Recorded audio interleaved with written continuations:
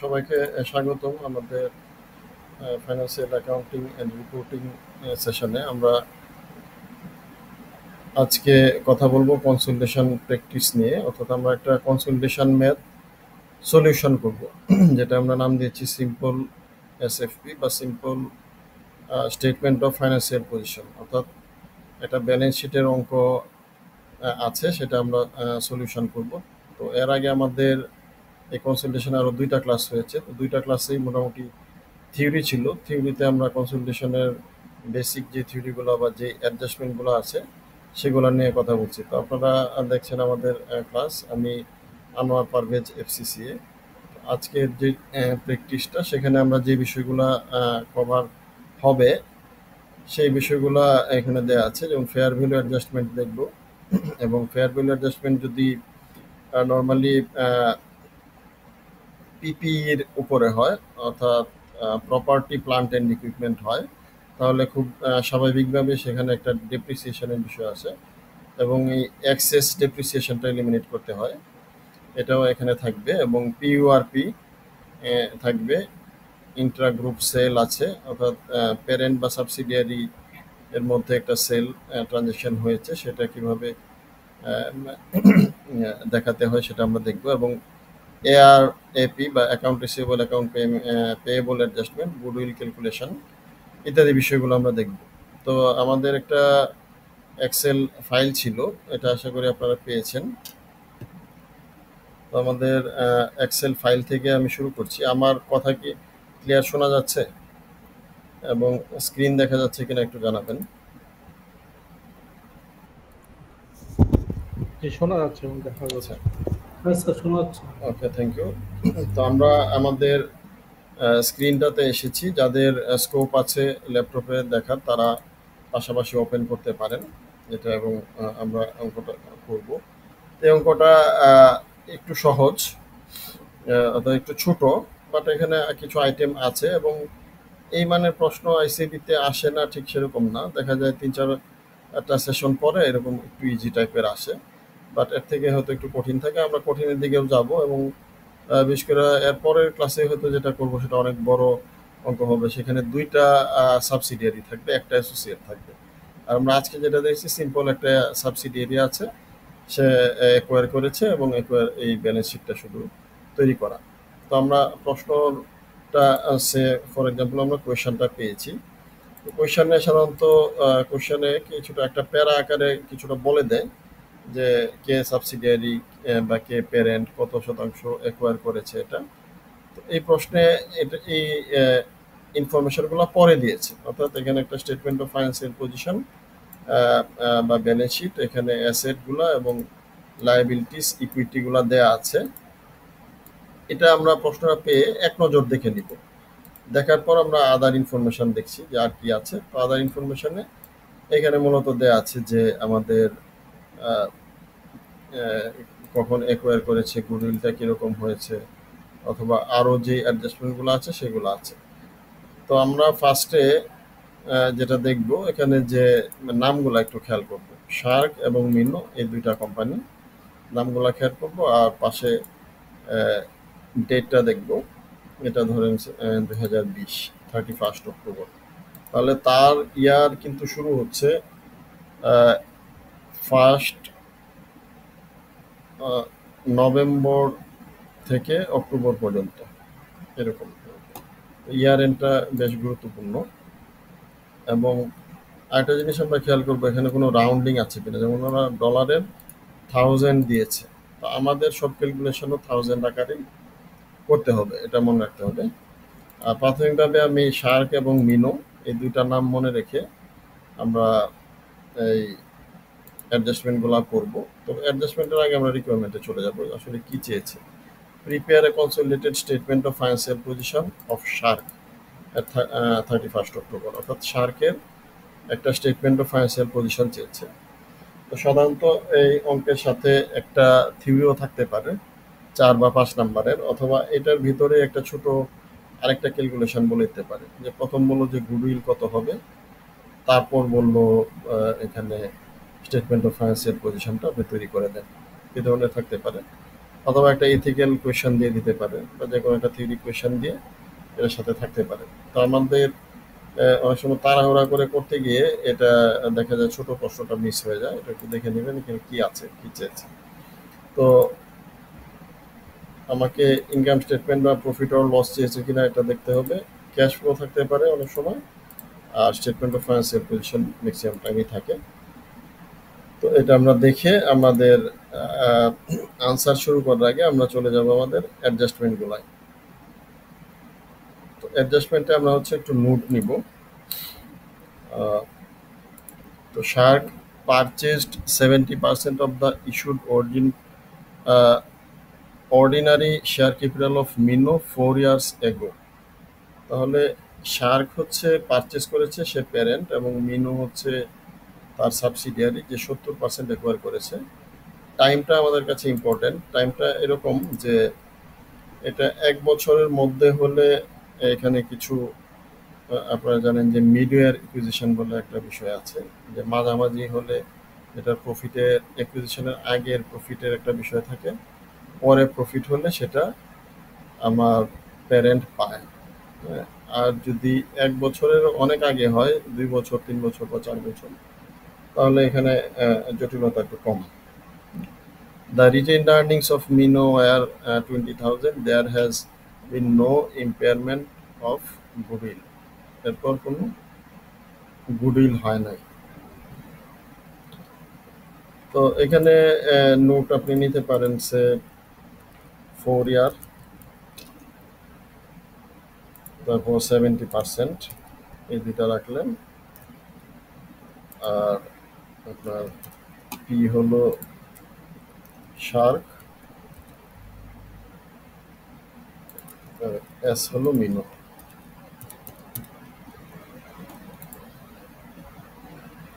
তারপর যেটা আছে B, the propose acquisition Minnow with a book value of 50,000 was revalued to fair value 60,000. The revaluation was not recorded in the accounts of Mino. Depreciation charged 20% using straight line method. এই অ্যাডজাস্টমেন্টটার নাম কি? প্রথম এটাকে আমরা বলছি acquisition. কেউ কি নাম বলতে পারবেন এই অ্যাডজাস্টমেন্টটাকে আমরা কি নামে ডাকি? আমরা 8-10টা অ্যাডজাস্টমেন্ট শিখেছিলাম। এটা হলো অ্যাকুইজিশন। এখানে যে বি নাম্বার যে অ্যাডজাস্টমেন্টটা, সেটার নাম কি? Fair value adjustment. হ্যাঁ, এটার নাম হচ্ছে fair value adjustment. Fair value adjustment আমরা এটুকুই রেখে দিলাম। একটা ফেয়ার ভ্যালু অ্যাডজাস্টমেন্ট আসলে কি হয়? ফেয়ার ভ্যালু অ্যাডজাস্টমেন্টে আমরা যেই দামে নেট অ্যাসেটকে যেভাবে আমরা ভ্যালু করি, নেট অ্যাসেটের যে ব্যালেন্স শিটে ভ্যালুটা থাকে, এটা আসলে প্রকৃত ভ্যালু না। এই ভ্যালুটা আসলে কিছুটা বেশি হয় প্রকৃত ভ্যালু। তো মিনো তার ব্যালেন্স শিটে যে ভ্যালু দেখিয়েছে, সেটা কেনার সময় সেই সঠিক ভ্যালু এটা ছিল না, আরও বেশি ছিল। তো আমরা যেহেতু এটা অ্যাকোয়ার করছি, আমরা সঠিক ভ্যালুতে রেকর্ড করব, এটা হচ্ছে আমাদের টার্গেট। তো আমরা তার অ্যাসেটের ভ্যালু যা দেখাচ্ছি তার চেয়ে আমরা আরেকটু বেশি দেখাবো, কারণ সঠিক ভ্যালুটা একটা অ্যাসেটের ভ্যালু 50,000-এর ভ্যালু, অ্যাকচুয়াল ভ্যালু হচ্ছে 60,000 ফেয়ার ভ্যালু। আমরা তার অ্যাসেটগুলো কি করব, ফেয়ার ভ্যালুতে রেকর্ড করবো। এই জন্য আমরা এই অ্যাডজাস্টমেন্টটা দিব। এটা কিভাবে দেয় আমরা পরে দেখছি, আর আমরা চিনে রাখলাম যে এই ফেয়ার ভ্যালু অ্যাডজাস্টমেন্ট আমরা জানি। এরপর হচ্ছে Shark sell goods to Minnow markup 20%। আমাদের এখানে দুইটা আইটেম থাকে, মার্কআপ আর একটা কি কেউ মনে করতে পারেন? মার্কআপ আর একটা মার্জিন। আমাদের লাগবে হচ্ছে সেলিং প্রাইস, এবং আমাদের অ্যাকচুয়াল লাগবে selling price of unsold goods, যেটুক সেল হয় না সেটা লাগবে। তো মার্কআপ হলে আমরা কি করি,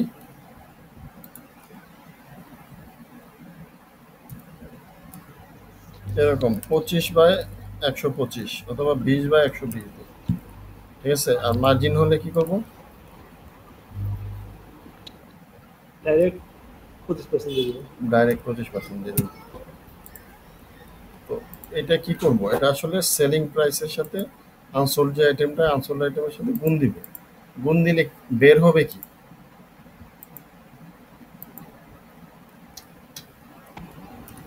যেটা বের হবে এটার নাম হচ্ছে প্রফিট প্রফিট। অথবা আনরিয়ালাইজড প্রফিট। পিইউপি বলে বা পিইউআরপি বলে, প্রভিশন ফর আনরিয়ালাইজড প্রফিট। আমরা নাম দিয়েছি পিইউআরপি। এটা বের হবে। এই জিনিসটা বের হলে এরপর আমাদের কাজ কি?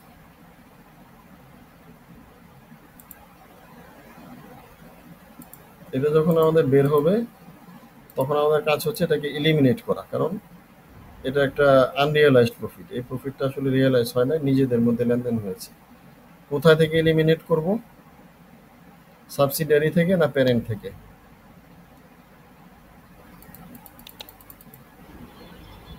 কার আইটেম থেকে বাদ দিব? এটা সেলার থেকে বাদ দেবো। ঠিক আছে, ও সেলস যে বিক্রি করেছে তার কি থেকে বাদ দিব? তার প্রফিট থেকে বাদ দিব। এখন প্রফিটটা থাকে কোথায়? প্রফিটটা থাকে রিটেইন আর্নিংসে।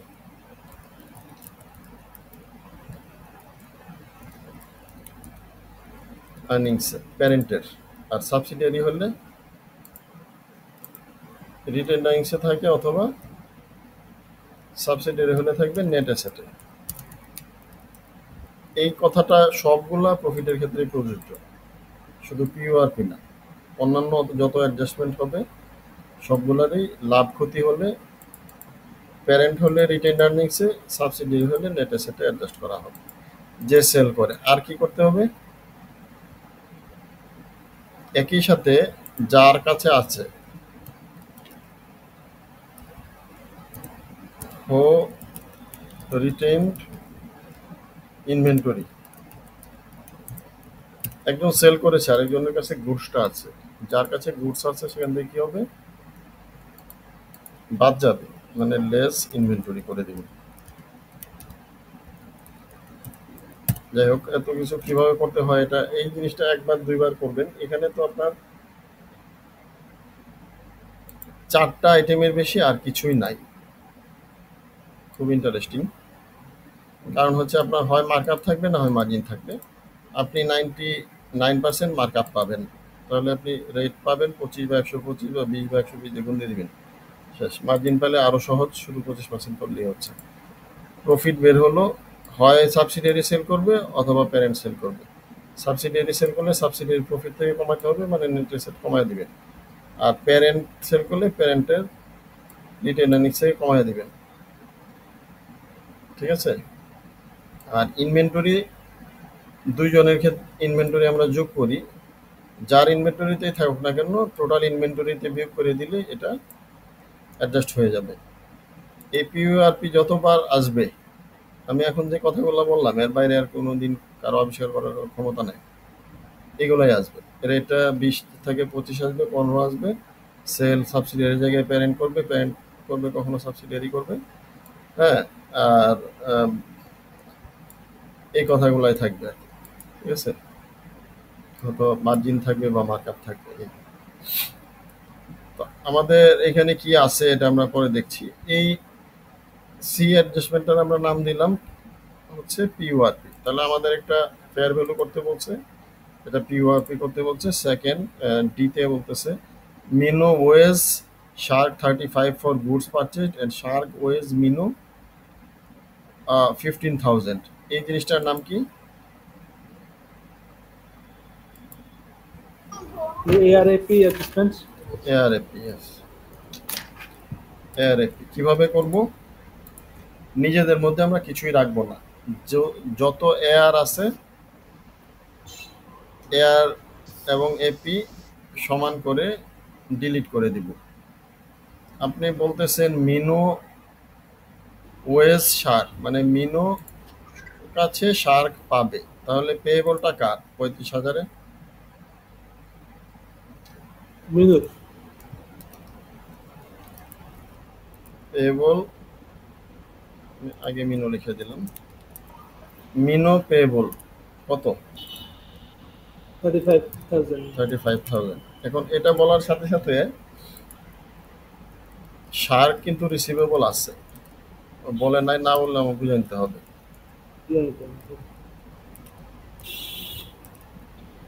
পেয়েবল কত আছে? 35, সেম অ্যামাউন্ট। তাহলে শার্কের থেকে রিসিভেবল থেকে বিয়োগ দিব, মিনুর পেয়েবল থেকে বিয়োগ দিব 35। আরেকটা আছে 15, ওটা কি হবে? মিনো রিসিভেবল, রিসিভেবল 15, শার্কের টেবল পড়বে। শার্কের পেয়েবল 15। এই যে রিসিভেবল পেয়েবল গুলো লিখলাম, এটা বুঝেন না এমন কেউ এখানে আছেন?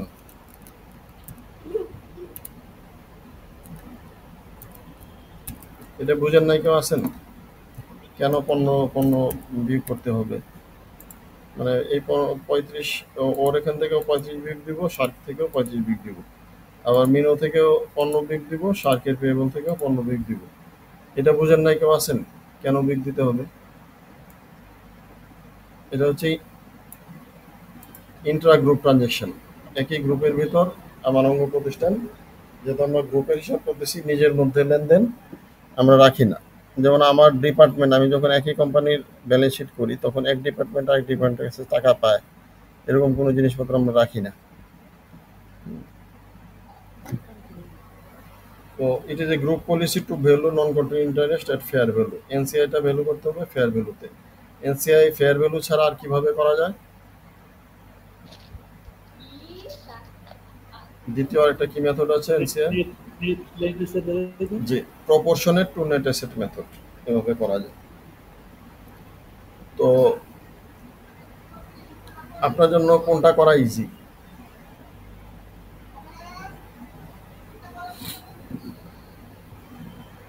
প্রপোর্শনেট করা নাকি ফেয়ার ভ্যালু ইজি? আচ্ছা, আমার এই প্রশ্নটা ঠিক হয় না, আসলে ইজি দুইটাই।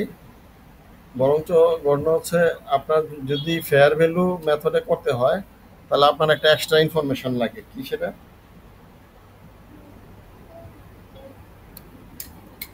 ফেয়ার ভ্যালু মেথডে গুডউইল ক্যালকুলেট করতে গেলে বা এনসিআই ক্যালকুলেট করতে গেলে একটা এক্সট্রা ইনফরমেশন লাগে। কি লাগবে?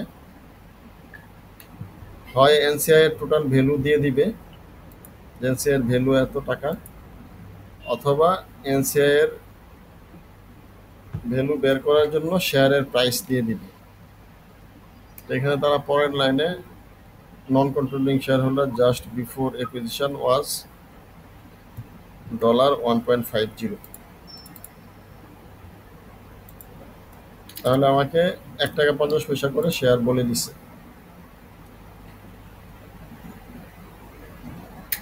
এখন কোনো অ্যাডজাস্টমেন্ট না বুঝার আছে যে আমি কোনোটাই পারবো না এরকম?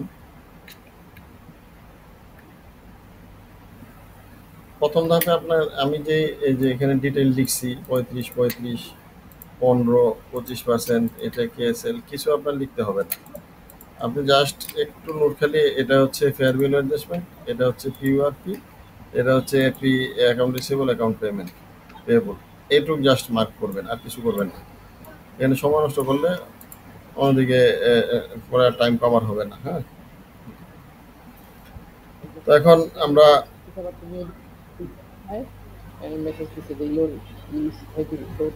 কেউ কি কথা বলছেন এখানে? আচ্ছা, তো আমাদের এখন আমরা অঙ্কেতে চলে আসলাম।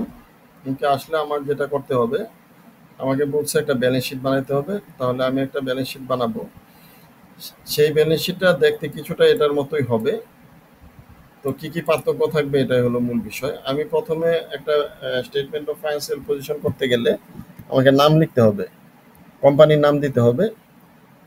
তো কোম্পানির নাম, এবার কোম্পানির নাম হবে শার্ক গ্রুপ, অথবা consolidated statement of financial position of Shark, বা শার্ক অ্যান্ড ইটস সাবসিডিয়ারিজ, এভাবে বিভিন্ন নামে লেখা যায়।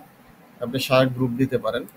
তো এখানে যেমন শার্ক এবং মিনো ওর জন্য দুইটা কলাম আছে।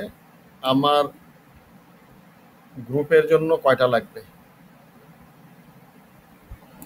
একটা। শুধু একটা, মানে আমার ওরা একটু দুইভাবে ইনার কলাম আউটার কলাম দিয়ে করছে, ঠিক আছে, এইভাবে করা যায়, এটা সমস্যা না। কিন্তু আমার কোম্পানি একটা থাকবে, অর্থাৎ শার্ক বা মিনু থাকবে না, শুধু শার্ক গ্রুপ থাকবে। এটা হলো প্রথম পার্থক্য। আর দ্বিতীয়ত আমার যে এখানে আইটেম আছে সব আইটেম আমি হুবহু দিব। এবং আমরা থিওরিতে কিন্তু কথা বলেছি, থিওরি ক্লাসে, যে আমাদের কি আছে। আমার একটা অ্যাসেট এক্সট্রা আছে, অ্যাসেটটার নাম কি?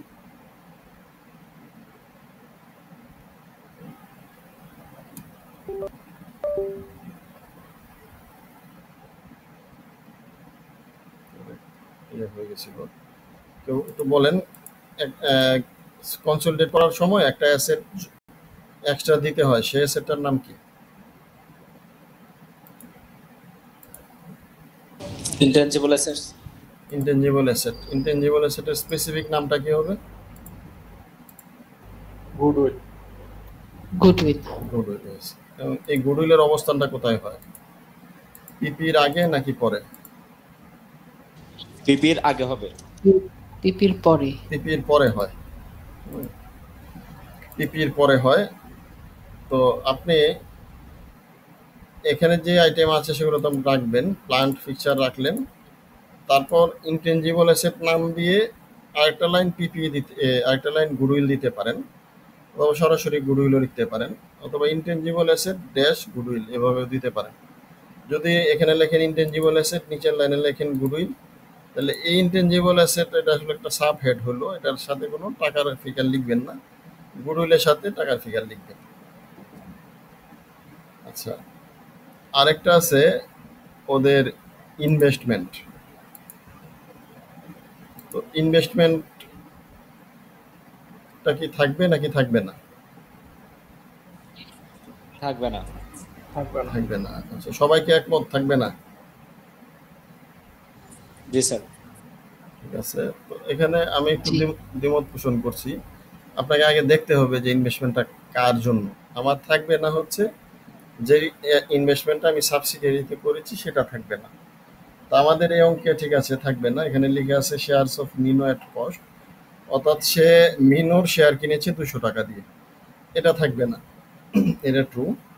বাট ইনভেস্টমেন্ট তার আরও থাকতে পারে, সে হয়তো 300 টাকা খরচ করেছে 200 মিনোর জন্য, আর 100 কিন্তু থেকে যাবে। অন্য কোম্পানির শেয়ার তো আরও কিনতে পারে, সে কি একটা কোম্পানিতে ইনভেস্ট করবে? তাহলে আমার বোঝার উপায় কি, এটা থাকবে কি থাকবে না? আমাকে দেখতে হবে যে সে আর কি কি ইনভেস্ট করেছে, এই মিনো ছাড়া আর কোনো ইনভেস্ট সে করেছে কিনা, এরকম কোথাও বলা আছে কিনা। যদি সরাসরি নামটাই দিয়েছে ইনভেস্টমেন্ট শেয়ারস অফ মিনো, তার মানে এটা মিনোর জন্যই, অন্য ইনভেস্টমেন্ট নাই। অন্য ইনভেস্টমেন্ট থাকলে আমাকে রাখতে হবে। আমি ইলিমিনেট করবো কোনটুকু?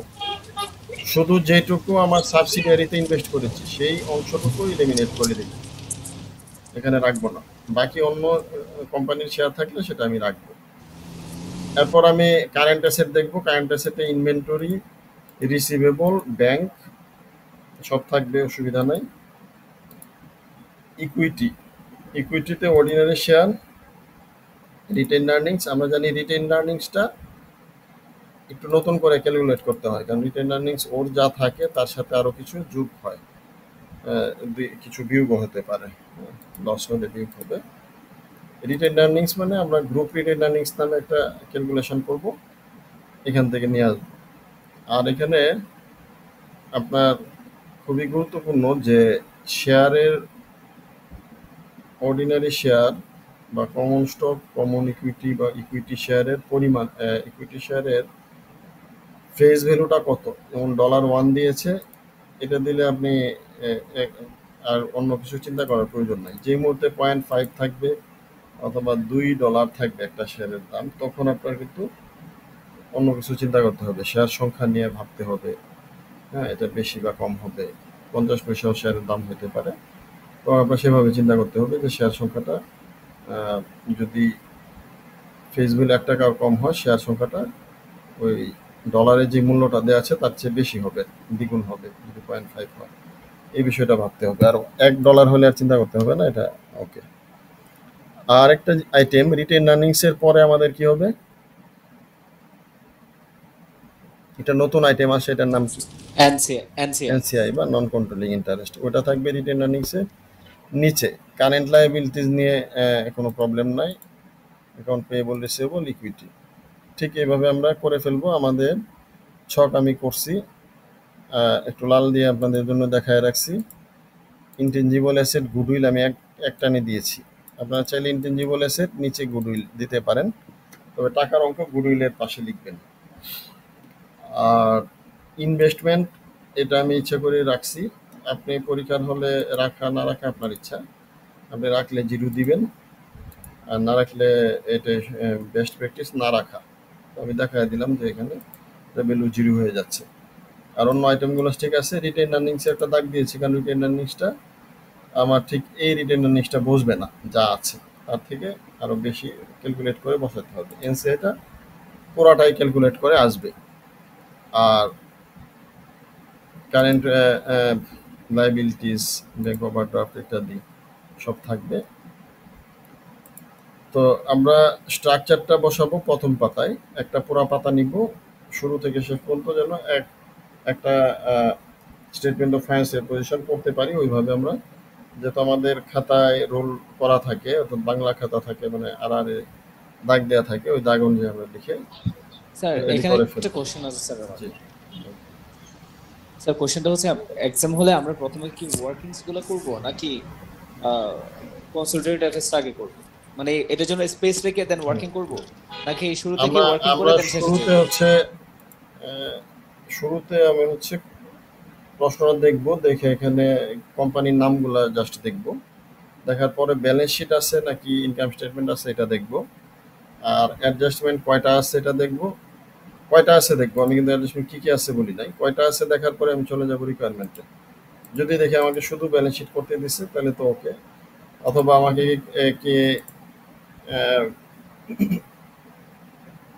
প্রফিট অর লস করতে দিয়েছে কিনা সেটা আমাকে দেখতে হবে। হ্যাঁ, দেখে আমি অঙ্ক শুরু করে দিব। Answer to the question number লিখেই আমি আমার স্টেটমেন্ট অফ ফাইন্যান্সিয়াল পজিশন এটা লিখে, রাউন্ডিং থাকলে রাউন্ডিং দিয়ে, এটা গ্রুপের এখানে গ্রুপ লিখেছি, তো এখানে শার্ক কথাটা কোথাও আনতে হবে, আমার একটু ভুল হয়েছে। এখানে হয়তো শার্ক গ্রুপ লিখে দিলেন, শার্ক গ্রুপ এরকম লিখে দিবেন, অথবা statement of financial position for Shark group এরকম। মানে একটা স্ট্রাকচারে যা থাকে, আপনার স্টেটমেন্ট অফ ফাইন্যান্সিয়াল পজিশন এটা বলতে হবে, ডেটটা বলতে হবে, আর কোন কোম্পানি সেটার নাম বলতে হবে। আর রাউন্ডিং থাকলে 1000 রাউন্ডিং আছে এটা দিতে হবে। দিয়ে আপনি স্ট্রাকচার করে ফেলবেন, ওয়ার্কিংসে যাবেন না। স্ট্রাকচার প্রথম পাতায় করে ফেলবেন, দ্বিতীয় পাতায় শুরু করবেন ওয়ার্কিংস। স্ট্রাকচার বলতে আপনি কোনো ফিগার লিখবেন না, জাস্ট এই বামে এই গুডউইলটা যোগ করবেন, ইনভেস্টমেন্টের রাখবেন না, রিটেন আর্নিংসটা এনসিআর জন্য একটা জায়গা রাখবেন। এভাবে আপনি রেডি করে রাখবেন। আমি কি বোঝাতে পারছি? এরপর ওয়ার্কিং শুরু করবেন। আপনি ডাইরেক্ট জি স্যার, থ্যাংক ইউ এখানে স্যার। কোনো ভ্যালু দিবেন না, এরপর ওয়ার্কিংসে চলে যাবেন। আমাদের এবার 5টা ওয়ার্কিংসের নাম বলেন, যে 5টা ওয়ার্কিং আমাকে অঙ্ক কিছু না বললেও করতে হবে। এক নম্বর গ্রুপ, এক গ্রুপ নম্বর হচ্ছে স্ট্রাকচার, গ্রুপ স্ট্রাকচার, যে 2 নাম্বার 2 নম্বর গুডউইল। গুডউইল গুডউইল, হ্যাঁ। তারপর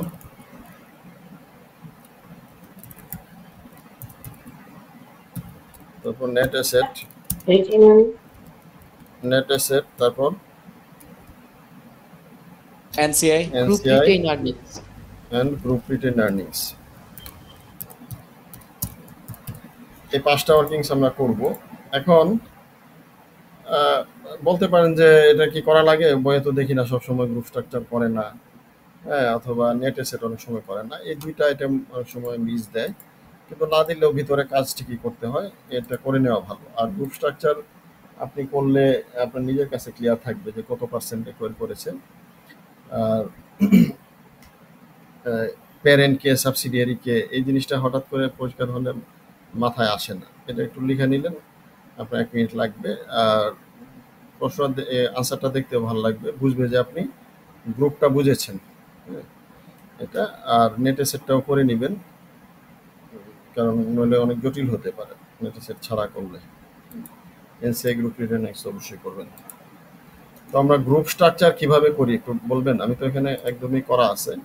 একটা দাগ দিয়ে প্যারেন্টকে লিখবো কি উপরে, আর সাবসিডিয়ারিকে দিব নিচে। পাশে কি লিখবো?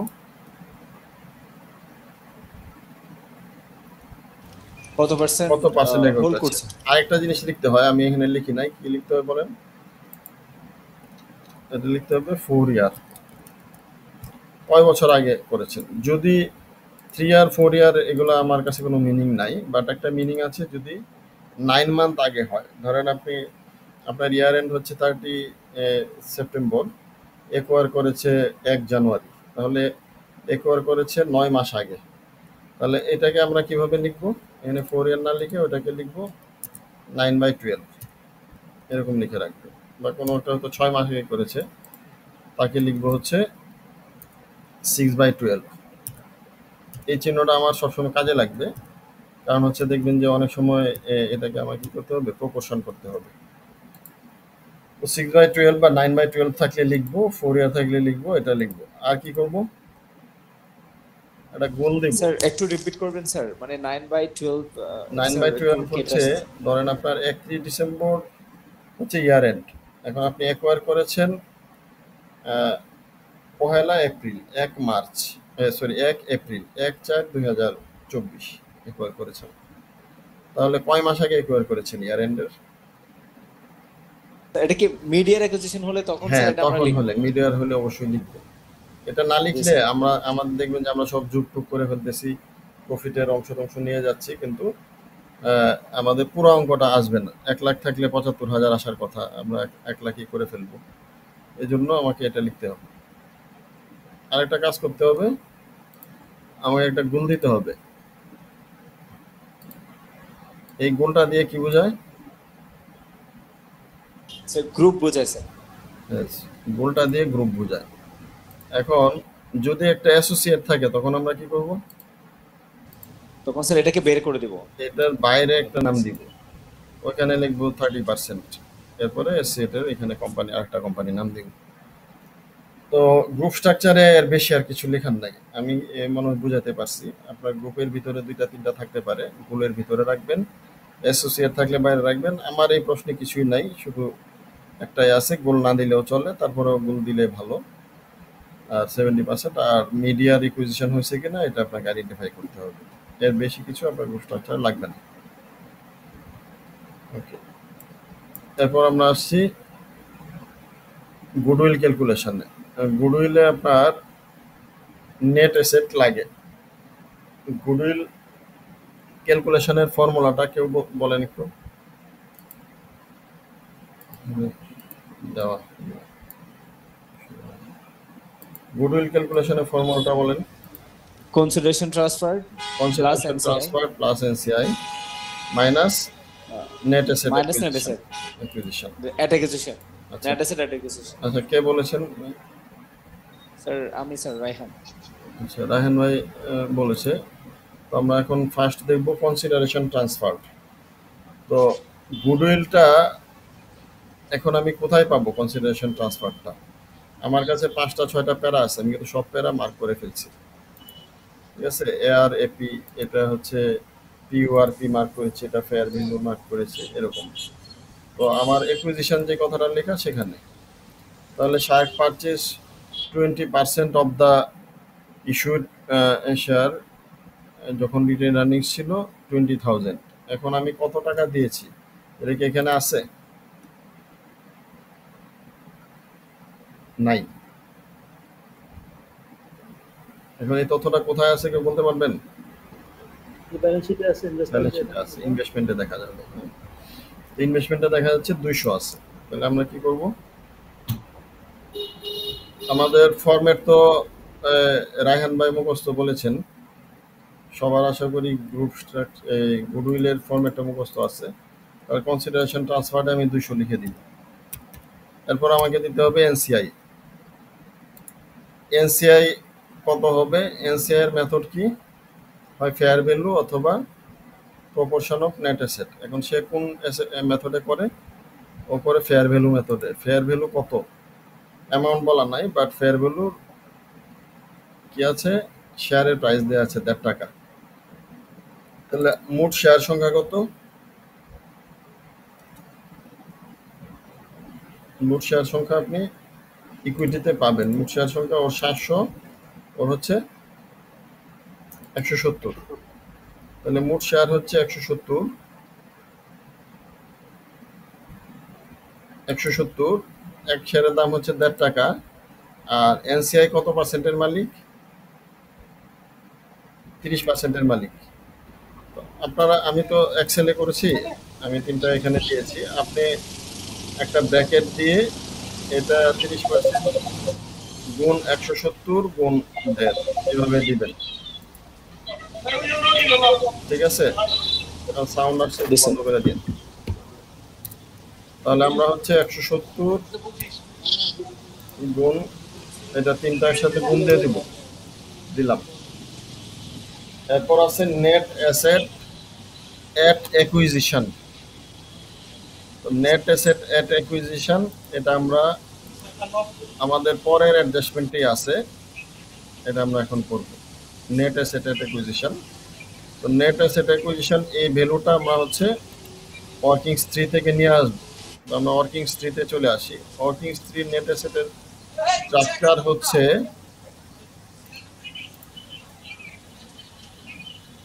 কারিয়া থেকে সাউন্ড আসছে, একটু বন্ধ করে দেন। স্যার একটা কোশ্চেন ছিল স্যার এখানে। হ্যাঁ বলেন। স্যার আমাদের যে ওয়ার্কিংস গুলো আছে, ১ নম্বর ওয়ার্কিংস তো স্যার আমাদের গ্রুপের স্ট্রাকচার, হুম, দেন ২ নম্বর তো স্যার আমাদের যে নেট অ্যাসেট ক্যালকুলেশন, দেন মানে স্যার আমাদের বই যে করে আছে আর কি স্যার। এরপর স্যার আমাদের গুডউইল, এরপর হচ্ছে স্যার ঠিক আছে, এনসিআই, দেন আপনি গ্রুপ রিটার্ন আর্নিং। আগে করতে এখন পারেন, এক্ষেত্রে স্যার পরেও উপরে করতে নিচে পারেন, এটা জি স্যার কোনো প্রবলেম অসুবিধা হবে না নেই। কি স্যার? অসুবিধা নাই, তবে নেট অ্যাসেট হয়তো আগে করলে ভালো হতো, যেহেতু গুডউইল করতে গেলে আমার নেট অ্যাসেট লাগতেছে, এতে জি সমস্যা স্যার, হ্যাঁ নাই। সেটা বলতে চাচ্ছি। যাই হোক, তো আমাদের নেট অ্যাসেটটা দেখেন কি কি লাগে, অ্যাট অ্যাকুইজিশন এবং অ্যাট রিপোর্টিং। এখন এটা বইয়ে দেখবেন মনে হয় অ্যাট রিপোর্টিংটা আগে আছে বা অ্যাট অ্যাকুইজিশনটা পরে আছে, এটা প্রবলেম না, আপনি বুঝে করতে পারলেই হলো। হ্যাঁ, তো আমাদের রিপোর্টিং এর ডাটাগুলো কোথায় পাবো? আমার নেট অ্যাসেটে কি কি থাকে? নেট অ্যাসেটের আইটেমগুলো একটু বলেন তো। Net asset sir return earning. Net অ্যাসেটে শেয়ার থাকে, রিটেন আর্নিংস থাকে, রিজার্ভ থাকে, আর শেয়ার প্রিমিয়াম থাকে। ঠিক আছে? তো এখানে কিছুই নাই, শুধু শেয়ার আছে আর রিটেন আর্নিংস আছে। তাহলে আমার নেট অ্যাসেটে আমি শেয়ার নিয়ে আসলাম, রিপোর্টিং এর শেয়ারটা কোথা থেকে আনলাম? এফএস থেকে। ওই যে রিপোর্টিং এর এই যে শেয়ার আছে, এটা নিয়ে আসলাম। তারপর রিটেন আর্নিংস, এটা টার্ম দিয়ে নিয়ে আসলাম 50। এই দুইটা আমি জানি। আর অ্যাট অ্যাকুইজিশনে শেয়ার ক্যাপিটাল রিপোর্টিং এর সমান হবে, যেহেতু বলে নাই যে শেয়ার নতুন কোনো ইস্যু হয়েছে, তাহলে আপনি এটা ইকুয়াল দিয়ে দিলেন। আর অ্যাট অ্যাকুইজিশনে রিটেন আর্নিংস কত ছিল, এটা আমাকে প্রশ্ন পরে বের করতে হবে। ঠিক আছে? তো আমাদের প্রশ্নে ছিল 20,000। ফাইন রিটেন আর্নিংস অফ মিনোওয়্যার 20,000। তো অ্যাট অ্যাকুইজিশনের রিটেন আর্নিংস ছিল 20,000, আমরা সব এখানে 1000-কে ওমিট করে দিচ্ছি, এই জন্য 20 লিখছি। এটা লিখলাম, আমাদের কাজ শেষ। এখন নেট অ্যাসেটের সাথে কি কি জিনিস অ্যাডজাস্ট হয় এটা বলবেন। নেট অ্যাসেটের সাথে অ্যাডজাস্ট হবে কি?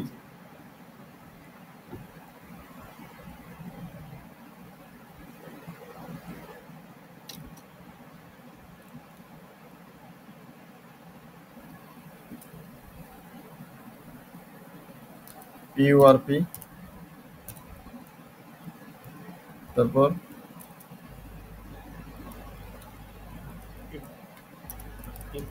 সেল অফ অ্যাসেট, তারপর ডিভিডেন্ড। মানে বলতে থাকলে অসংখ্য বলা যাবে, কিন্তু মূল কথাটা কি?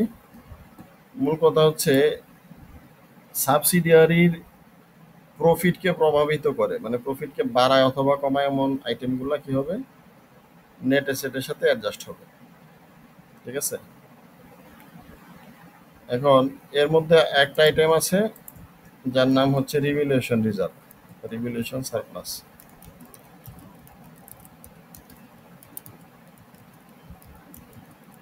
রিজার্ভ, তো এই রিভ্যালুয়েশন রিজার্ভ যখন বাড়ে তখন আমাদের জার্নালটা কি হয়?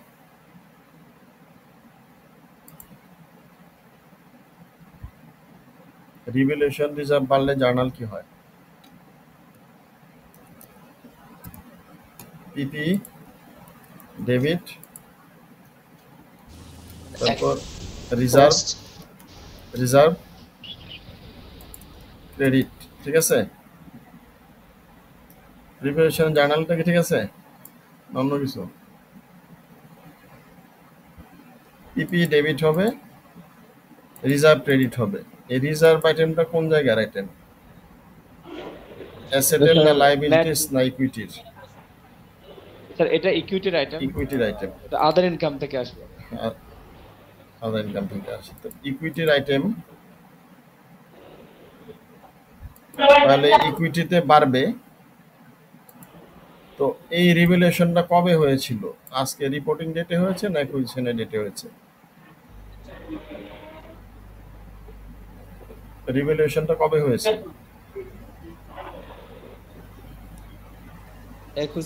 অ্যাকুইজিশনের ডেট। আমার যে অ্যাসেটের দাম বেড়েছে এটা আইডেন্টিফাই কে করেছে? আমি করেছি। যে মিনোটা আমি কিনতেছি ও তো দাম আসলে একটু বেশি, সে এতদিন বুঝে নাই, তার ব্যালেন্স শিটে কম রাখছিল। আমি যেদিন কিনে আমার ব্যালেন্স শিটে নিয়ে আসতেছি তখন আমি তার দাম বাড়িয়ে দিলাম। তাহলে মিনো অ্যাকুইজিশনে এই নেট অ্যাসেটেরই একটা অংশ, রিভ্যালুয়েশন সারপ্লাস বা রিভ্যালুয়েশন রিজার্ভ নেট অ্যাসেটের অংশ। এবং পরিমাণ হচ্ছে ওরা ছিল 60,000 আর 50,000 এরকম, অর্থাৎ 50,000-এর অ্যাসেট 60,000-এ মানে প্রকৃত ভ্যালু 60,000, যার ভ্যালু দেখানো আছে 50,000। তাহলে 10,000 আমার কি করতে হবে? বা 10 বাড়াতে হবে। তাহলে আমি রিভ্যালুয়েশন সারপ্লাসের 10 বাড়াইলাম। এই 10 রিপোর্টিংয়েও 10 থেকে যাবে। ঠিক আছে, কিন্তু এটা যেহেতু অ্যাসেট রিলেটেড, এই অ্যাসেটের জন্য কি হয়? এক্সেস ডেপ্রিসিয়েশন হয়। তার ডেপ্রিসিয়েশনের রেট কত ছিল?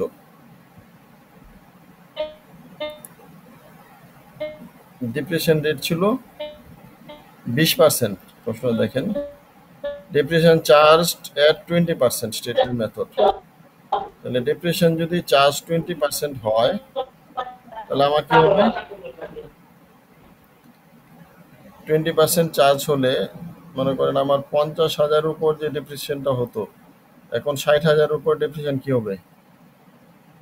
একটু বেশি হবে। ঠিক আছে, এবং কয় বছর যাবত ডেপ্রিসিয়েশন চার্জ হবে?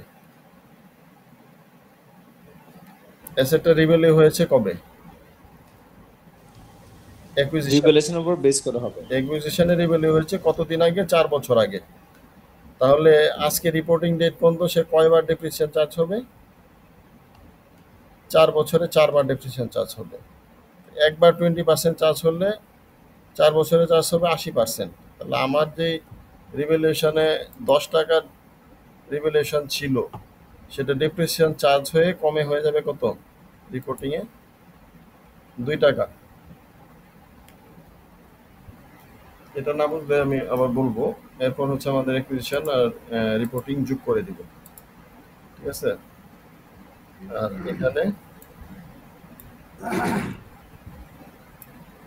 এখানে আমরা একটা বিয়োগফল রাখবো যে কত বাড়লো। ওকে, তো আমাদের গুডউইলটা ক্যালকুলেট করা শেষ করি। গুডউইলে হচ্ছে নেট অ্যাসেট এট অ্যাকুইজিশন আমরা পাইলাম কত? 200। এই 200 আমরা এখানে দিয়ে দিব। এখানে আমি মাইনাস দিয়েছি কারণ এটা হচ্ছে লেস, মাইনাস দিলে আমার একটা রেজাল্ট এসেছে গুডউইল। আর নেট অ্যাসেট আমরা পাইলাম। এখন আমাদের ওয়ার্কিংস হচ্ছে group retained earnings. Group retained আর্নিংসটা শুরু হয় কাকে দিয়ে? শেয়ার ক্যাপিটাল দিয়ে। শেয়ার ক্যাপিটাল দিয়ে। আচ্ছা, আমি একটু ব্যাকে যাচ্ছি। আমরা বলছিলাম যে PURP, sale of asset, dividend, revaluation ইত্যাদি থাকলে এখানে অ্যাট রিপোর্টিংয়ে বা অ্যাট অ্যাকুইজিশনে কি হবে, নেট অ্যাসেটের ভ্যালু চেঞ্জ হবে। তো আমরা জানি আমাদের একটা রেগুলেশন রিজার্ভ ছিল, এটা আমরা চেঞ্জ করলাম। পিইউআরপি আছে, এটা আমরা আইডেন্টিফাই করেছি, এখানে লিখেছি দেখছিলাম পিইউআরপি আছে, এই প্রশ্ন সামথিং একটা অ্যামাউন্ট আছে। তো আমরা কেন এখানে বিয়োগ দিলাম না বা যোগ দিলাম না, থাকার পরেও এই অ্যাকুইজিশনে কেন আসলো না? আমরা বলছিলাম যে সকল ধরনের যা প্রফিটকে প্রভাবিত করে, প্রফিট বাড়ায় বা কমায়, এগুলো আমাদের নেট অ্যাসেটে আসবে। এখন আসলো না কেন?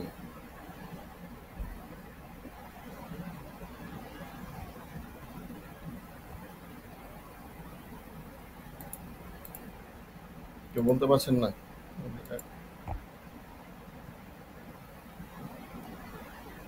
আচ্ছা, এটা আসলো না কেন? পিইউআরপি কে করেছে এটা আমাকে দেখতে হবে। প্রফিটটা করেছে কে? সেলার। তো এখানে কিন্তু মিনো সেল করে নাই, দেখেন কে সেল করেছে। Shark sell goods to Minnow, markup of 20%। তাহলে লাভটা কে করেছে? প্যারেন্ট না সাবসিডিয়ারি? প্যারেন্টস। প্যারেন্ট। Parent. আমরা এই অর্গানিজটার নাম দিয়েছি নেট অ্যাসেট, অ্যাকচুয়ালি এই অর্গানিজটার নাম হচ্ছে নেট অ্যাসেট অফ সাবসিডিয়ারি, আমরা তো সংক্ষেপ লিখছিলাম। হ্যাঁ, এই নেট অ্যাসেটটা কার? সাবসিডিয়ারির। এটা সাবসিডিয়ারি এই কারণে স্যার। আমরা এখানে অ্যাডজাস্ট করি নাই। ক্লিয়ার? পিওআরপিটা সাবসিডিয়ারির লাভ নাই, এখানে লাভ হচ্ছে শার্কের, এই জন্য আমরা এখানে অ্যাডজাস্ট করি নাই। যদি এই অঙ্কটাই সেম মানে মিনো সেল করতো, তাহলে কিন্তু এখানে আমরা অ্যাডজাস্ট করতাম। তারপর হচ্ছে এখন আমরা ছিলাম গ্রুপ রিটেন আর্নিংসে। গ্রুপ রিটেন আর্নিংসে আমরা বলছিলাম প্যারেন্টের পুরা রিটেন আর্নিংস থাকবে, সাথে কি থাকবে? সাথে সাবসিডিয়ারির পোর্শন থাকবে। সাবসিডিয়ারির পোর্শন কার জন্য? প্যারেন্ট যত অংশের মালিক সেটা থাকবে ইনক্রিজ, অর্থাৎ 70% of Minos post acquisition share. 215 আমরা কোথেকে আনছি?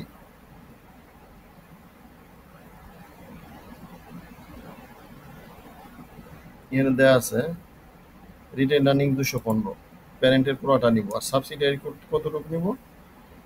সাবসিডিয়ারির যতটুকু অ্যাকুয়ার করছে যতটুকু চেঞ্জ হয়েছে, ধরেন চেঞ্জ হয়েছে 200 থেকে 222 হয়েছে, তাহলে 22 নিব।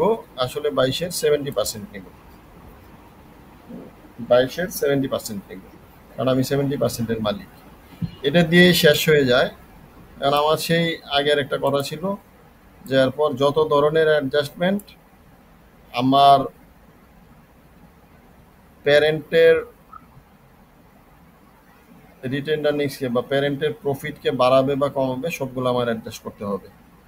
এখন আমি আমার ওয়ার্কিংসে চলে যাই, আমার আমার এডিশনাল ইনফরমেশনে চলে যাই। এডিশনাল ইনফরমেশন একটা হচ্ছে অ্যাকুইজিশন, এটা গুগল ক্যালকুলেশনে কাজে লাগে। একটা হচ্ছে ফেয়ার ভ্যালু, এটাতে আমার কিছু আছে যে ফেয়ার ভ্যালু এখানে অ্যাকচুয়ালি সাবসিডিয়ারির ফেয়ার ভ্যালুটা বেড়েছে। হ্যাঁ, তো এটা প্যারেন্টের না, এই জন্য আমি এটা নিতে পারছি না। আর এখানে সার্ক সেল গুডস মিনো যেটা, সেখানে মার্কআপ যোগ করা আছে, অর্থাৎ পিওআরপি আছে। পিওআরপিটা কে লাভ করেছে? এখানে দেখা যাচ্ছে শার্ক লাভ করেছে, তাহলে এই প্রফিটটা আমাকে বের করতে হবে, আর অন্য আর কোনো অ্যাডজাস্টমেন্ট নাই। তাহলে আমি এটা থেকে আইডেন্টিফাই করব যে আমার রিটেন আর্নিংসে কি কি চেঞ্জ লাগবে। তো এই দুইটা আমি যোগ করলাম, আর রিটেন আর্নিংসে আমি পিওআরপির অ্যাডজাস্টমেন্ট আমার লাগবে। পিওআরপির পরিমাণ আমি জানি না, পিওআরপির পরিমাণ আমি আরেকটা ওয়ার্কিংস থেকে নিয়ে আসবো। এটা এখানে খালি রেখে পরটা চলে যাব এনসিআই। এনসিআই এর স্ট্রাকচারটা একজন বলেন। এনসিআই শুরু হবে কি দিয়ে? গুডউইল অ্যাট অ্যাকুইজিশন দিয়ে। না না, এনসিআই শুরু হবে হচ্ছে এনসিআই অ্যাট অ্যাকুইজিশন দিয়ে। জি, অ্যানসার অ্যাকুইজিশন দিয়ে। তো এনসিআই অ্যাকুইজিশন আমরা কোথায় পাবো? এনসিআই অ্যাট অ্যাকুইজিশন পাবো। এনসিআইটাকে ফেয়ার ভ্যালুতে নাকি নেট অ্যাসেটের পার্সেন্টেজ মেথডে, এটা দেখে। তো যদি নেট অ্যাসেটের পার্সেন্টেজ মেথডে থাকে তাহলে আমরা নেট অ্যাসেটের পার্সেন্টেজ নিয়ে নিব। নেট অ্যাসেট তো আমরা ওয়ার্কিং 2 তে বা 3 তে করে রাখছি, ওখান থেকে নিব। আর যদি ফেয়ার ভ্যালু থাকে তাহলে ফেয়ার ভ্যালু প্রশ্নেই দেওয়া থাকবে, সেখান থেকে নিব, অথবা শেয়ারের দাম দেওয়া থাকে সেখান থেকে নিব। সবচেয়ে সহজ হয় এই আইটেমটা এই নামেই, অর্থাৎ এনসিআই অ্যাট অ্যাকুইজিশন এই নামে আমরা গুডউইলের মধ্যে আমরা করে রাখি। ওই অ্যামাউন্টটা এখান থেকে নিয়ে আসলে হয়। আপনি যদি বলেন যে ওয়ার্কিং 2 থেকে আনছি তাহলে ওকে। এনসিআই এর সাথে কি এরপর কি যোগ হবে? পোস্ট অ্যাকুইজিশন পোস্ট অ্যাকুইজিশন প্রফিটটা যোগ হবে NCI, ঠিক আছে? তো এনসিআই পোস্ট অ্যাকুইজিশন প্রফিট হচ্ছে 22 কোথা থেকে আসছে? 22 আসছে যে 222 থেকে 22, এটা মানে তার রিটেন আর্নিংস এবং share capital revaluation net asset ছিল 200, হয়ে গেছে 222। এই 22-এর 70%-এর মালিক শার্ক বা গ্রুপ, যেটা আমরা প্রতিফলিত করব গ্রুপ রিটেন আর্নিংসে। আর এই 22-এর 30%-এর মালিক হচ্ছে সাবসিডিয়ারি, যেটা আমরা দেখাবো সাবসিডিয়ারির এনসিআইতে। এনসিআই পোর্শনটা নিলাম। এরপর আমার বের হবে অ্যাট রিপোর্টিং, যা যোগ হবে, ঠিক আছে? এই দুইটা যোগ করে আমার এনসিআই পরিমাণটা দাঁড়াবে, যেটা আমার এনসিআই কোথায় যাবে? আমার ব্যালেন্স শিটে চলে যাবে উপরে। এখন আমরা আসি পিওআরপিতে। পিওআরপিটা একটু মুখে মুখেও করতে পারেন। এখানে দেখেন, প্রশ্ন না করলে বোঝা যাবে না। বলতেছে যে Shark sell goods to Minnow at markup 25%। তাহলে সেল করেছে কি প্যারেন্ট না subsidiary? Parent. The inventories of Mino include 45,000 goods purchased from Shark. তো আনরিয়ালাইজড রয়ে গেছে কত? 45,000 পুরোটাই, বা 45,000। তাহলে আমাদের অঙ্ক বের করতে হবে 45,000 গুণ 25 ভাগ 125, এটা আসে 9,000, ঠিক আছে? তাহলে আমাদের আনরিয়ালাইজড প্রফিট হচ্ছে 9, মানে যেহেতু আমরা 1000-কে ওমিট করেছি 9। তাহলে এই 9 আনরিয়ালাইজড প্রফিট কোথা থেকে বাদ যাবে? ইনভেন্টরি থেকে। আরেকটা হচ্ছে যে লাভ করে প্যারেন্টের রিসিভেবল এবং হচ্ছে সাবসিডিয়ারির ইনভেন্টরি। রিসিভেবল না, প্যারেন্টের রিটেন আর্নিংস। সরি স্যার, এই যে প্যারেন্টের রিটেন আর্নিংসে 9 বাদ দিলাম। আর কি করব? ইনভেন্টরি থেকে 9 বাদ দিব। ইনভেন্টরি 2 জনেরই যোগ হয়, সেখান থেকে 9 বাদ দিব, ঠিক আছে? তো আমাদের অঙ্ক হয়ে গেছে। আর এখানে রিসিভেবল পেয়েবল এটা না করলেও হয়, আপনি যদি এক লাইনে ওইখানেই করে দেন, উপরে ব্যালেন্স শিটের মধ্যেই দুইটা যোগ করে একটা আইটেম বিয়োগ দিয়ে করে দেন, হয়ে যায়। এখন এখানে 35 আর 15 যোগ হলো কেন? এটা একটু উত্তরটা কেউ একজন দেন, দুই জায়গাতেই। একটা রিসিভেবল, একটা পেয়েবল, 35-15 কেন যোগ হলো? হচ্ছে দুইটাই বাদ দিতে হবে, তো দুইটাকে একসাথে বাদ দিচ্ছে। দুইটাই বাদ দিতে। আমরা এখানে অন্য কিছুটা লিখছিলাম কিনা, এই যে এখানে লিখছি যে 35,000 ওর আছে, 35,000 আছে, এই 35 বাদ যাবে। আপনি যদি ওইভাবে দেখেন, রিসিভেবল একজনের 35, আরেকজনের হচ্ছে রিসিভেবল 15। তাহলে এই একজনের রিসিভেবল 35 বাদ যাবে, আবার রিসিভেবল 15 বাদ যাবে, অর্থাৎ রিসিভেবল মোট বাদ যাচ্ছে 50, পেয়েবল মোট বাদ যাচ্ছে 50। তো এই কাজটাই হচ্ছে আমরা চাইলে এখানে করে ফেলতে পারবো, অর্থাৎ আমরা আমার যে ছকটা করে রাখছি এখানে করে ফেলতে পারবো, এই ওয়ার্কিংস না করলেও হবে। যদি আপনার কোনো একটা ট্রানজ্যাকশন মনে করেন 4টা লাইনে হয়, তাহলে আপনি 4 পর্যন্ত আপনি চাইলে এক লাইনে করে ফেলতে পারবেন। আর যদি এখানে অনেক বেশি যোগ বিয়োগ থাকতো তাহলে আপনার একটা ওয়ার্কিংস করে নেওয়া ভালো। তো এই ওয়ার্কিংসটা করতে গেলে সময় লাগবে।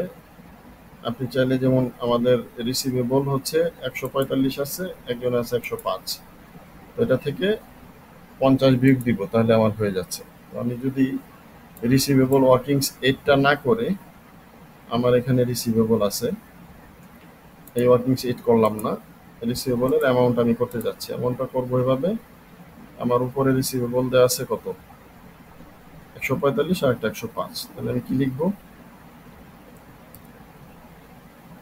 Is equal to 145 plus 105 minus 35 minus 15।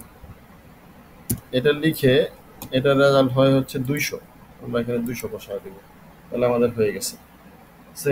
Same ভাবে আমাদের পেয়েবলও একই কাজ করতে পারি। তাহলে আমাদের ওয়ার্কিংস করা শেষ, এখন আমরা অঙ্কের রেজাল্ট বসাবো। তো আমরা যে ছকটা করে রাখছি সেই ছকে বসাবো। ফার্স্ট আইটেম ছিল প্লান্ট, তো প্লান্টে আমার কাজ কি, প্লান্ট হচ্ছে 325 আর 70 যোগ করলে প্লান্ট শেষ। কিন্তু এখানে প্লান্টের একটা অ্যাডজাস্টমেন্ট ছিল, যে আমার ফেয়ার ভ্যালু অ্যাডজাস্টমেন্ট ছিল। তো আমার জার্নালটা কি ছিল প্লান্ট ফেয়ার ভ্যালু অ্যাডজাস্টমেন্টের, আমি এখানে লিখছিলাম পিপি ডেবিট ডেবিট আর রিজার্ভ ক্রেডিট। Reserve credit. তাহলে পিপি ডেবিট কত হবে, 325 যোগ 70 যোগ 10 হবে, ঠিক আছে, 325 যোগ 70 যোগ 10 হওয়ার পরে এই 10 কি শেষ পর্যন্ত থাকে আমার কাছে,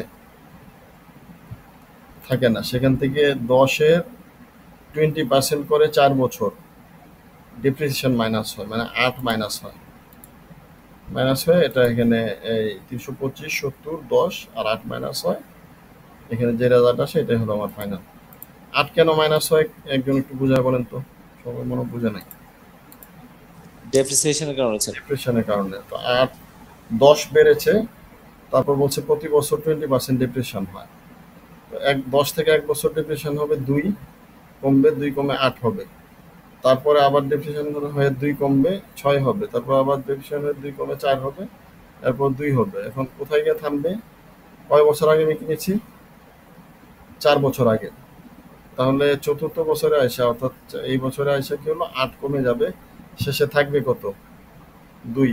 তাহলে আপনি 325 যোগ 70 যোগ 2 এভাবেও লিখতে পারেন, আর একটু ভাঙা লিখলে আরো ক্লিয়ার, যে 325 70-এর সাথে 10 যোগ হয়েছে আর 8 বিয়োগ হয়েছে, এটা হলো আমার রেজাল্ট। ফিকচার 250 যোগ করে দিলে শেষ, কারণ ফিকচারে আমার কোনো অ্যাডজাস্টমেন্ট নাই। 250 ওকে। ইনটেনজিবল গুডউইল কিভাবে আনবো, আমি গুডউইল ক্যালকুলেট করেছি, গুডউইল নিয়ে আসবো ওয়ার্কিং 2 থেকে। ওয়ার্কিং 2 থেকে গুডউইলের ভ্যালু। আচ্ছা, এখানে আমাদের একটু কথা বলার ছিল, এই গুডউইলটার নাম হয়েছে কি, গুডউইলের নাম কি, গুডউইল অ্যাট অ্যাকুইজিশন। তাহলে যেহেতু এটার নাম গুডউইল অ্যাট অ্যাকুইজিশন, তাহলে অন্য আর একটা গুডউইল আরো থাকতে পারে নাকি, সেটার নাম কি হবে, সেটার নাম হবে গুডউইল এট রিপোর্টিং। এখানে চেঞ্জ নাই, তো ওটা কেন হবে, এখানে কি করতে হবে, গুডউইল এট রিপোর্টিং পাইতে গেলে আমাকে কি করতে হবে,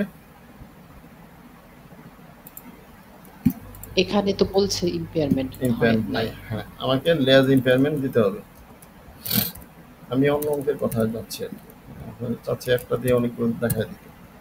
তো আমার যদি ইম্পেয়ারমেন্টের কথা বলা থাকে, তাহলে আমি কি করব, 10 ইম্পেয়ারমেন্ট দিব, বলবেন 10 ইম্পেয়ারমেন্ট বলছে, আর এখানে 76 থেকে হয়ে যাবে কত 66.5, এবং আনসারে চলে আসবে 66.5। তো এটা তো আমার জার্নালের এক সাইড গেল, আরেক সাইড কি হবে, 10কে আর কোথাও কমাতে হবে না, 10 কার ক্ষতি হলো,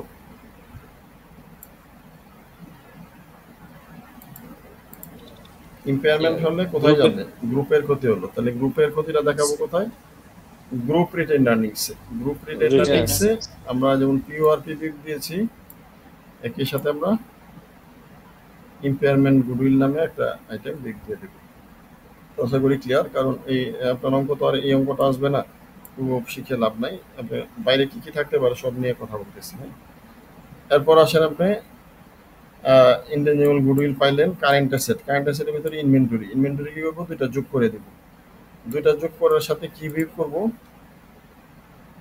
ইনভেন্টরি কমবে কি কারণে, পিওআরপি থাকলে, পিওপির কারণে। আর কোনো কারণে আপাতত বোঝা যাচ্ছে না, আপনার পয়লা দেখতে হবে যদি কোনো কারণে থাকে, এখানে নর্মালি এটাই থাকে। তো পিওআরপির কারণে কমবে আমাদের, আমরা এখানে পিওআরপি জানি আমরা 9 কমবে, আর ইনভেন্টরি ছিল 270, তাহলে কত হয় 290 থেকে 9 কমলে 281, ঠিক আছে। হ্যাঁ, ইনভেন্টরি। তো এই ইনভেন্টরি ওরা কি করছে, ওয়ার্কিং দিছে। আপনি কি করবেন, ওয়ার্কিংস না দিয়ে চাইলে 220 প্লাস 70 মাইনাস 9 এটা দিয়ে দিবেন, 100% হবে, কোনো অসুবিধা নেই, ভালো নাম্বার পাবেন, অসুবিধা নেই। হ্যাঁ, ওয়ার্কিংস আলাদা না করলেও হবে, এটা ছোট ওয়ার্কিংস না করলেও হয়। এরপর রিসিভেবল তো আমরা বলে ফেলছি, 45 105 এটা যোগ করে 50 বিগ দিয়ে দিব। আর ব্যাংক যা আছে তাই দুইটা আইটেম যোগ করবো, এখানে সম্ভবত একটাই আছে, মানে আরেকজনের ব্যাংক 0, তত অসুবিধা নেই, 100 আর 0 যোগ করলে 100 আসছে।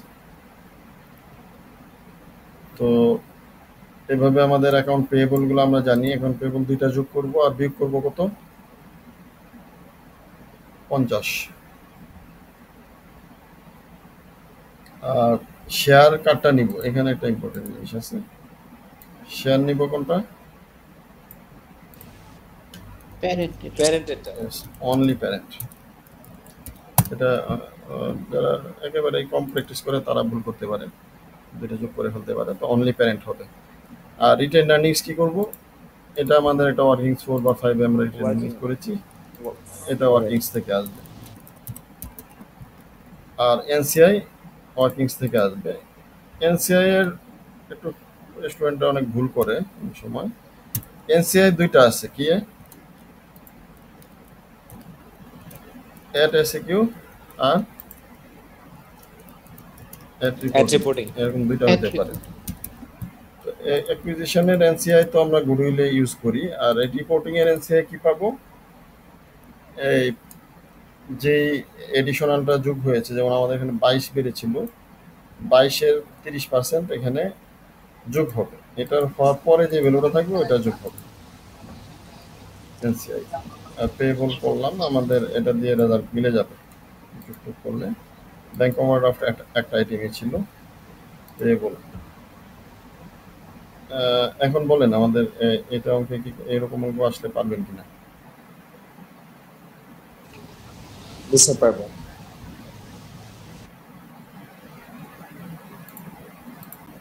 তো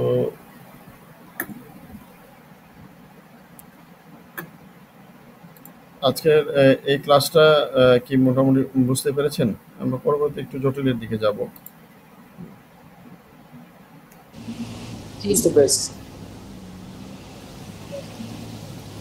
ঠিক আছে, যারা সাথে সাথে প্র্যাকটিস করতে পারেন নাই, তারা এক্সেল ওপেন করে একটু নিজেরা করে নিন, বা ভিডিওটা থাকবে, ভিডিও দেখে নিন। হ্যাঁ, তো সবাই ভালো থাকবেন। আর এটা এই রিলেটেড কোনো প্রশ্ন থাকলে আজকের এটা নিয়ে বলতে পারেন। স্যার একটা কোয়েরিজ ছিল স্যার। জি স্যার, স্যার বিষয়টা একটু অফ, মানে বলতে স্যার আমাদের অ্যাকাউন্টসে যখন স্যার আমরা শেয়ার ক্যাপিটালের কথা বলি স্যার, সাধারণত আমরা স্যার প্রতিটা অ্যাকাউন্টসে শেয়ার ক্যাপিটাল জিনিসটাই দেখি, কিন্তু স্যার আমরা তো শেয়ার ক্যাপিটালটা বুঝতে পারি যখন সেটা কল্ড অফ ক্যাপিটাল অথবা সেটা যখন পেড আপ ক্যাপিটালে যায়, কিন্তু আমরা অ্যাকাউন্টসে এটা না বলে ডিরেক্টলি কেন কমন কথাটা বলি, শেয়ার ক্যাপিটাল কেন বলি, কেন কল্ড আপ অথবা পেড আপ বলি না, মানে প্র্যাকটিসটা স্যার নাই কেন? এটা স্যার প্র্যাকটিসটা নাই, এটা পেড আপ ক্যাপিটালটাই অ্যাকচুয়ালি আমাদের ব্যালেন্স শিটে থাকে, পেড আপের বাইরে আর কিছু থাকে না। কল্ড আপ আর এগুলার এখন আর ইউজ নাই। আপনি যেটা এরিয়ার ছিল, কল ছিল, এগুলো এখন বাংলাদেশের নাই, ওয়ার্ল্ডেও নাই। মানে আগে শেয়ারগুলো বিক্রি হতো কি, মানে 100 টাকায় সেল হলে 3-4 ধাপে সেল হইতো, অ্যালটমেন্ট দিত, তারপর কল করতো, 3 ধাপে কল করে টাকা নিত। এখন সবাই এক ধাপে একবারই পেমেন্ট করে দেয়, এই জন্য আর নাই, মানে টাকাটা ধরে নেবেন আপনি, পেইড আপ ক্যাপিটাল ব্যালেন্স শিটে যেটা থাকবে। তাহলে স্যার এটাকে আমরা শেয়ার ক্যাপিটাল কেন বলছি? এটা তো শেয়ার ক্যাপিটাল। ক্যাপিটাল তো বলতে পারে। শেয়ার ক্যাপিটাল বললে পেইড আপ ক্যাপিটালটাকে বোঝাচ্ছে।